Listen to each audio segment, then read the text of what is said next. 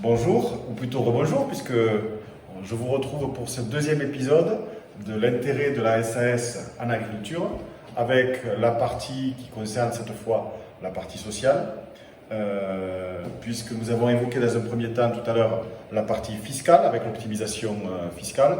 Là, on va voir ensemble l'intérêt social et pourquoi la SAS en agriculture a une valeur ajoutée supplémentaire auprès de l'exploitant. Peut-être, Jean-François, vous pouvez nous démarrer cet épisode 2 par une piqûre de rappel sur les conditions nécessaires pour percevoir une retraite d'exploitant. J'espère, Claire, que vous ne faites pas ça pour dire que j'ai un âge bientôt avancé et qu'il faudrait que je passe à ma retraite. Je ne me permettrai pas. Merci. Donc, je vais faire une petite piqûre de rappel. Donc, d'abord, le cadre général et nous verrons ensuite la problématique spécifique agricole. Au niveau retraite, je vous rappelle que l'âge d'ouverture des droits à la retraite est à 62 ans. Cependant, il y a deux dates qui sont dans l'état actuel des textes importantes, 60 ans ou 67 ans. 62 ans, c'est l'âge d'ouverture des droits pour tout un chacun.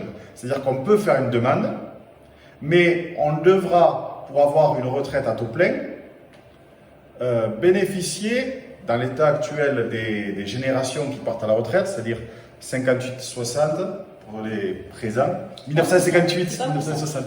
Non, pas encore. Merci Claire, merci. Il faudra avoir 167 trimestres de validé. 167 trimestres de validé, 62 ans, je peux partir à la retraite à taux plein à 62 ans.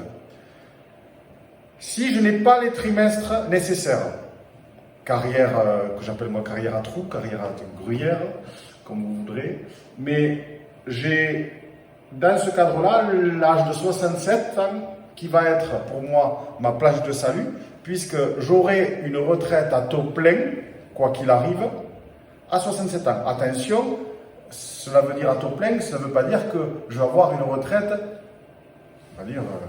importante. C'est-à-dire qu'il n'y aura pas de décote du fait du manque de trimestres.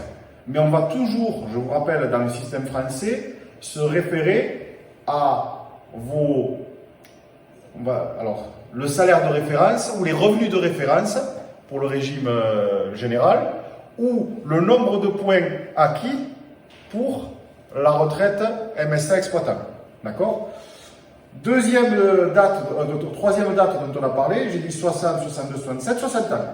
60 ans, c'est l'âge à partir duquel je peux bénéficier du dispositif carrière longue, c'est-à-dire que j'ai mes 167 trimestres de cotisés et validés, et par ailleurs, j'ai 5 trimestres au moins de validés l'année de mes 20 ans.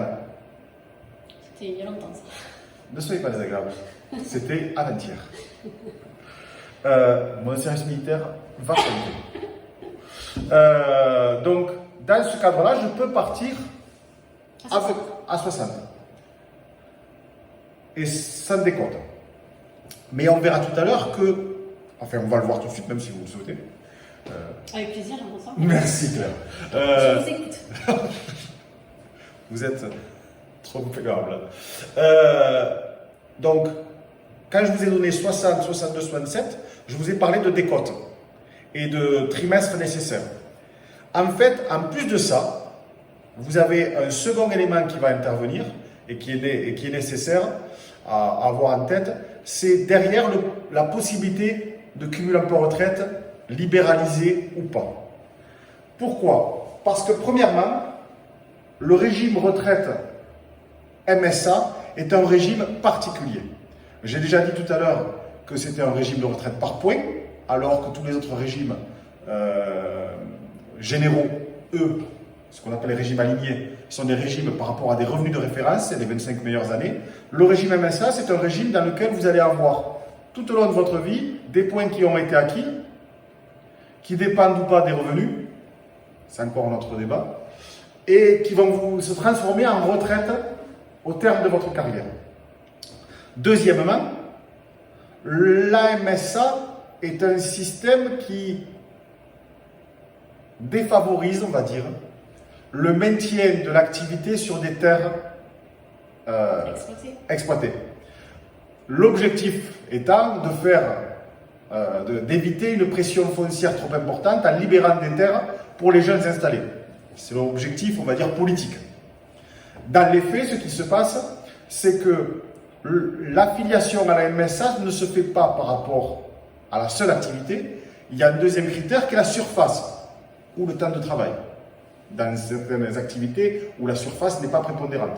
Entrepreneurs de travaux agricoles, éleveurs hors sol industriels, ceux-là sont à part. Ceux-là sont sur le temps de travail et pour eux, cumul emploi-retraite, aucun problème, il sera libéralisé. Il sera sous le même régime que le régime général. Par contre, pour tous ceux qui sont sous le fait de l'affiliation à la MSA par rapport aux surfaces, viticulteurs par exemple. Viticulteurs chez nous, viticulteurs en Languedoc, excellent vin au demeurant. Je vous les conseille. Donc, pour tout cela, on va se retrouver avec une problématique, c'est que la volonté politique de libération des sols fait que lorsqu'on demande les droits à retraite en tant qu'exploitant, j'insiste sur le en tant qu'exploitant, donc travailleur non salarié, à ce moment-là, on doit cesser son activité de non salarié agricole. La seule tolérance qui est acceptée, c'est la parcelle de subsistance. Alors cette parcelle de subsistance, elle va dépendre de chaque région et de chaque type de culture. Donc je vous laisse le regarder par zone et par département. Donc cette libération du sol pour les exploitants, on va le voir tout à l'heure, nous pousse à aller vers le système de la SAS puisque on est salarié, on n'est plus non salarié. Un autre élément qui est important, c'est que dans le cadre des cumuls emploi-retraite, il y a deux types de cumul emploi-retraite. Le cumul libéralisé, le cumul non libéralisé. Le cumul libéralisé, c'est je pars à ma retraite à 62 ans ou après, qu'importe, mais à taux plein. Sur cet aspect-là, je vais pouvoir continuer à faire un statut de salarié dans la même entreprise que celle dans laquelle j'étais. Donc on voit l'intérêt, c'est que dans ce cadre-là, je peux avoir créé ma SAS préalablement, mais on va y revenir tout à l'heure. Dans le second cas, le cumul non libéralisé, vous avez un délai de vacances, de vituité, si je puis me permettre, entre les deux. C'est-à-dire qu'entre le départ à la retraite et le retour dans l'entreprise dans laquelle j'étais, en tant que salarié, je dois avoir 6 mois au moins de carence.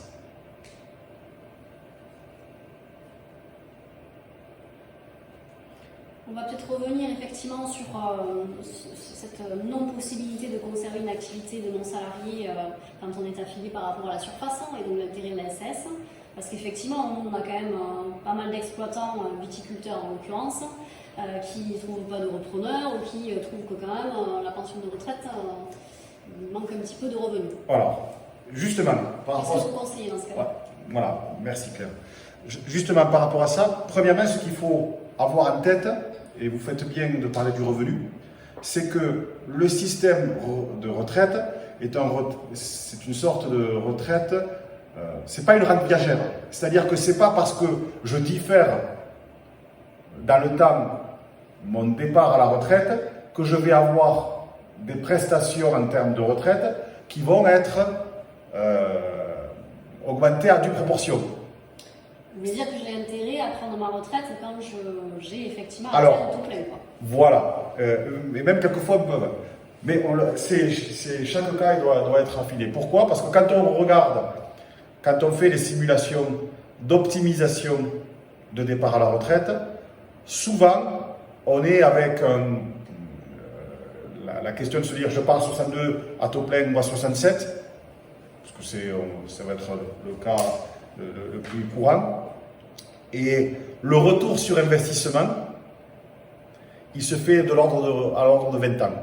Ça veut dire qu'il faut que je sois sûr de vivre au-delà de mes 87 ans pour me dire il est intéressant de partir à la retraite à 67 ans à tout plein et pas à 62. Puisque pendant le laps de temps, les 5 ans correspondants, j'ai perdu, si je puis dire, mes 60 mois de retraite.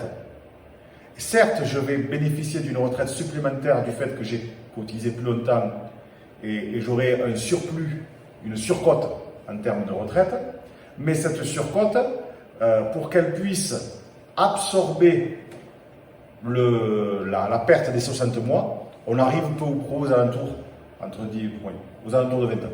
Donc, on va dire que c'est vrai parce qu'effectivement, la retraite d'agriculteur est assez faible. Ouais. Malheureusement, je ne peux pas vous assurer que je puisse tenir jusqu'à 67 ans. Pas 67 ans, mais 87 ans, excusez-moi. Du coup, effectivement, si je veux continuer une activité, vous conseillez la SAS. C'est bien ça? Alors, souvent, oui, on le conseille à nos clients, mais par contre, Claire, là, il faut bien choisir la date de création de la SAS. Et là, pour ceux qui ont suivi tout ce que j'ai dit, bravo à vous. Pour ceux qui ont suivi, j'ai évoqué tout à l'heure la problématique du départ à la retraite, cumul libéralisé, cumul non libéralisé. Ça veut dire quoi? Ça veut dire que quand je suis en SAS, je sors du régime des indépendants agricoles, des non-salariés agricoles, NSA, pour aller vers le régime des salariés agricoles, qui est un régime qui est équivalent, en termes de droit à retraite, au régime des salariés du régime général. Et je vous ai dit tout à l'heure que lorsqu'on est en cumul non libéralisé, c'est-à-dire je pars à la retraite à 62 ans, mais je n'ai pas tous mes trimestres, j'ai un délai de viduité que je dois respecter. Je ne peux pas revenir dans la même entreprise que celle qui m'a autorisé mon droit à retraite jusqu'à 6 mois après que je me suis fait comprendre. Un délai de carence de 6 mois. C'est ça. Ce qui veut dire que si j'ai créé ma SAS antérieurement, excusez-moi, à mon départ à la retraite, je demande ma retraite en tant que dirigeant de SAS, je ne vais pas pouvoir, si je suis en cumul non libéralisé, je ne vais pas pouvoir continuer à travailler dans mon exploitation. Or, c'était l'objectif premier dans notre épisode de la SAS, c'était l'optimisation retraite-activité. Donc, ça veut dire que je dois, dans ce cadre-là, rester sur mon régime TNS jusqu'à mon départ à la retraite, demander mon départ à la retraite en régime TNS et basculer sur un régime salarié, dirigeant, en SAS, au moment ou postérieurement à mon départ à la retraite. Et donc là, puisque je ne suis plus sur la même structure et je suis sorti du régime exploitant pour basculer sur le régime salarié, sur le régime salarié, c'est un simple cumul emploi-retraite, comme on l'a dit tout à l'heure. Je n'étais pas salarié quand je suis parti à la retraite, donc je n'ai pas de problématique de viduité. Et je ne suis plus assujetti en tant qu'exploitant, je n'ai pas de problématique de surface, donc je peux faire mon cumul emploi-retraite. Ce qui veut dire, c'est que dans le conseil, il y a quand même un aspect à prendre en compte en termes d'anticipation ou pas de la création de la SAS. Oui, oui, tout à fait. De l'âge et de la disposition, on va dire, des conditions de retraite de l'exploitant. Et tout à fait clair. Et même, je dirais que pour faire le lien avec l'épisode 1 que vous avez tous suivi, lorsque également on s'occupe de l'optimisation fiscale du dirigeant, il faut avoir également en tête l'optimisation sociale et voir avec le client, avec l'exploitant agricole, quel est son ordre sa vision de son futur en matière de retraite. Est-ce qu'il y a une vocation à partir à l'âge de retraite, à 62, à 67? Est-ce que j'aurai mes trimestres? Est-ce que j'ai une volonté de cumul emploi-retraite? Tout ça doit être impacté dans la partie optimisation et se dire peut-être que quelquefois il faut différer ou anticiper ou conseiller à son client différentes options selon les cas. C'est tout l'intérêt d'avoir un conseil à Giragri parmi ses équipes parce qu'il pourra à ce niveau-là conseiller le client sur le bon choix au bon moment.